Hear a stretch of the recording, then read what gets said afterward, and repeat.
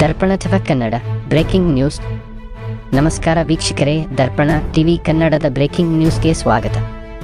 ಗದಗ ಜಿಲ್ಲೆಯ ಲಕ್ಷ್ಮೇಶ್ವರ ತಾಲೂಕಿನ ಸವಣೂರು ರಸ್ತೆಯ ಸಂಕೀಪುರ ಕ್ರಾಸ್ ಬಳಿ ಇಂದು ಸಂಭವಿಸಿದ ಭೀಕರ ರಸ್ತೆ ಅಪಘಾತ ಇಬ್ಬರು ಅಮೂಲ್ಯ ಜೀವಗಳನ್ನು ಬಲಿ ಪಡೆದಿದೆ.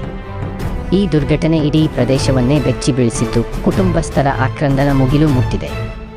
ಲಭ್ಯವಾಗಿರುವ ಮಾಹಿತಿಯ ಪ್ರಕಾರ ಕ್ಯಾಂಟರ್ ವಾಹನ ಮತ್ತು ಬೈಕ್ ನಡುವೆ ಸಂಭವಿಸಿದ ಭೀಕರ ಡಿಕ್ಕಿಯ ಪರಿಣಾಮ ಬೈಕ್ ಸಂಪೂರ್ಣ ನಜ್ಜುಗುಜ್ಜಾಗಿದೆ.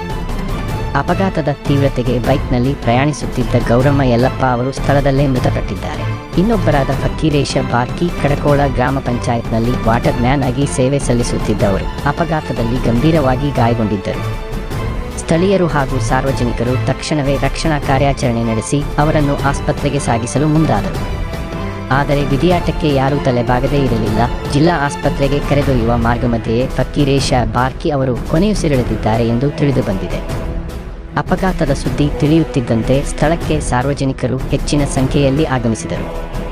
ಕೆಲಕಾಲ ರಸ್ತೆ ಸಂಚಾರ ಅಸ್ತವ್ಯಸ್ತಗೊಂಡಿದ್ದು, ಪೊಲೀಸರು ಸ್ಥಳಕ್ಕೆ ಧಾವಿಸಿ ಪರಿಸ್ಥಿತಿಯನ್ನು ನಿಯಂತ್ರಣಕ್ಕೆ ತಂದರು. ಪ್ರತ್ಯಕ್ಷದರ್ಶಿಗಳ ಮಾಹಿತಿ ಪ್ರಕಾರ ಡಿಕ್ಕಿಯ ರಭಸ ಅತ್ಯಂತ ಭೀಕರವಾಗಿದ್ದು, ಬೈಕ್ ಹಲವು ಅಡಿ ದೂರಕ್ಕೆ ಎಸೆಯಲ್ಪಟ್ಟಿದೆ ಎಂದು ಹೇಳಲಾಗಿದೆ.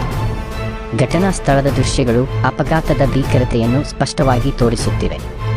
ಈ ದುರ್ಘಟನೆಯಲ್ಲಿ ಮೃತಪಟ್ಟಿರುವ ಗೌರಮ್ಮ ಯಲ್ಲಪ್ಪ ಹಾಗೂ ಫಕ್ಕೀರೇಶ ಬಾರ್ಕಿ ಅವರ ಅಗಲಿಕೆ ಕುಟುಂಬಸ್ಥರು, ಸ್ನೇಹಿತರು ಮತ್ತು ಗ್ರಾಮಸ್ಥರಲ್ಲಿ ತೀವ್ರ ದುಃಖವನ್ನುಂಟು ಮಾಡಿದೆ. ವಿಶೇಷವಾಗಿ ಸಾರ್ವಜನಿಕ ಸೇವೆಯಲ್ಲಿ ತೊಡಗಿಸಿಕೊಂಡಿದ್ದ ಫಕ್ಕೀರೇಶ ಬಾರ್ಕಿ ಅವರ ನಿಧನಕ್ಕೆ ಕಡಕೋಳ ಗ್ರಾಮದಲ್ಲಿ ಶೋಕದ ವಾತಾವರಣ ನಿರ್ಮಾಣವಾಗಿದೆ. ಘಟನಾ ಸ್ಥಳಕ್ಕೆ ಭೇಟಿ ನೀಡಿರುವ ಪೊಲೀಸರು ಪ್ರಕರಣ ದಾಖಲಿಸಿಕೊಂಡು ತನಿಖೆ ಆರಂಭಿಸಿದ್ದು, ಅಪಘಾತಕ್ಕೆ ನಿಖರ ಕಾರಣವೇನು ಎಂಬುದು ತನಿಖೆಯ ನಂತರವೇ ತಿಳಿದು ಬರಲಿದೆ.